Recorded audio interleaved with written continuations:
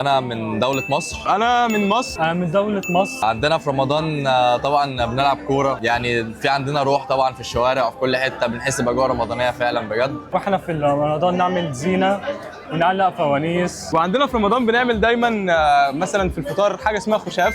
دي حاجه زي ما تقول اشهر اكله عندنا، عباره عن مثلا مشمش وتمر وحاجات زي كده. احنا عندنا اشهر اكلة هي المحشي، يعني اكيد. ناكل معاها يعني فراخ وحاجات كده. أشهر أكلة عندنا المحشي. جامد. كده كده يعني. والفتة برضو. برضه في شغال. رمضان. وايه اكبر فطار حضرته في ماليزيا؟ كان طبعا بايونير زي ما انتم شايفين اهو، يعني كان حاجه فظيعه قوي. اكبر فطار حضرته في ماليزيا كان في بايونير.